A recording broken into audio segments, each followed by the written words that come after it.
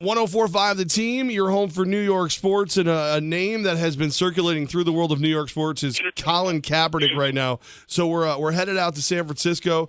We've got a member of the Pro Football Writers of America. He writes for NinersFans.com. Ryan Sakamoto, he is here, and he is going to tell us the skinny on Kaepernick.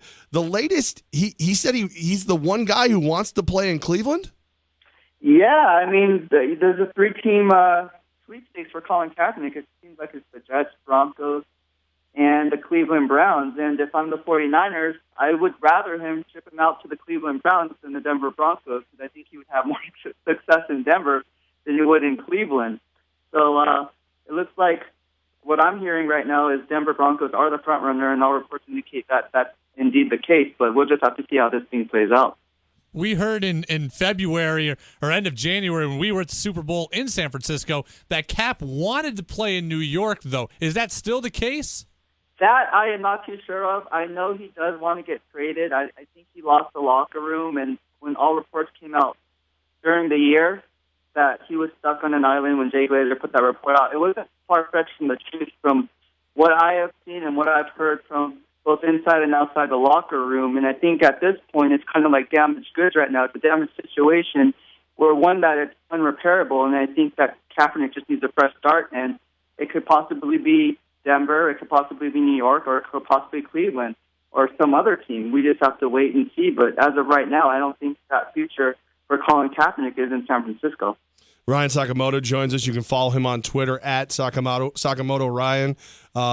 The thing is, like, that relationship, how is it so fractured? We all, on the outside looking in, all the way across the country, thought Chip Kelly, Colin Kaepernick, that's a coordinator / quarterback marriage made in heaven. There's no way to fix it.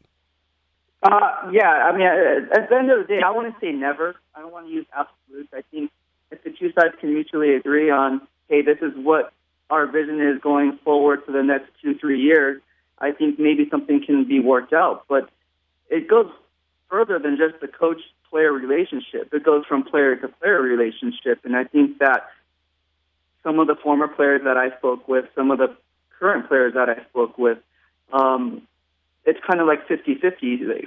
Half of them believe in Kaepernick, half of them don't. I will say this about Kaepernick. He's the hardest worker. He's the first one in, last one out. So it's that kind of work ethic that can really rub players the right way because of his work ethic. But at the end of the day, it goes beyond that.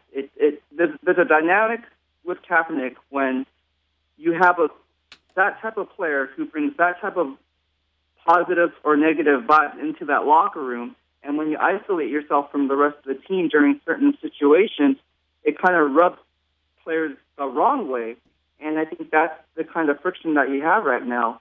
And right now, I think if I'm Chip Kelly, if I'm GM Trent Baalke, if I'm Colin Kaepernick, I don't think it's a match made in heaven right now, because at the end of the day, Kaepernick, I believe, needs a fresh start, and I think it's time for him to move on.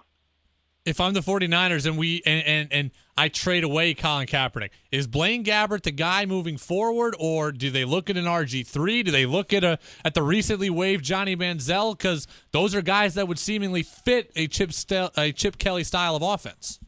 One player I really like is Vernon Adams.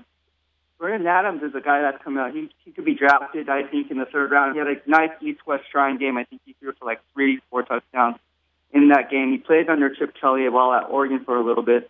I think he's a player to watch rather than going after an RG3. As for Blaine Gabbert, I believe that he is, to me, he's the same similar player to Alex Smith in that he has the intangibles. He's very smart.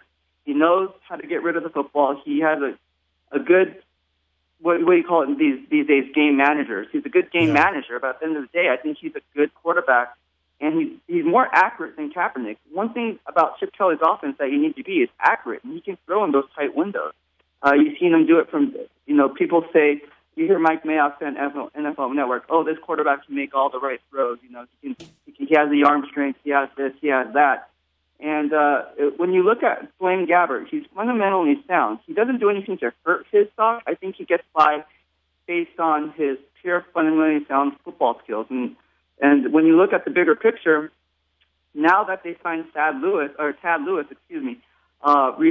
just the other day, I think that's a stopgap for a backup plan to help Blaine Gabbert and getting a quarterback who knows Chip Kelly's offense.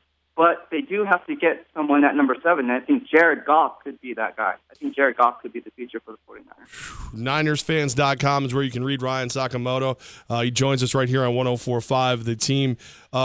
We here in New York, we're the home for the New York Jets, and they were flying banners over Jet Stadium trying to get John Idzik fired as the general manager. You guys have something similar going on out there in San Francisco right now.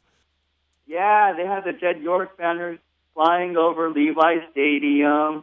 49ers and Jed York should mutually part ways and whatnot. And it kind of reminds me of the movie Draft Day, same type of a deal there. I think that just comes with the territory. But now you guys got Mike McCagnon, who I believe is going to do a really good job. He came from Houston, Texas, if I'm not mistaken. Yeah, but the airplanes aren't going to chase the York family out of the Niners business, are they?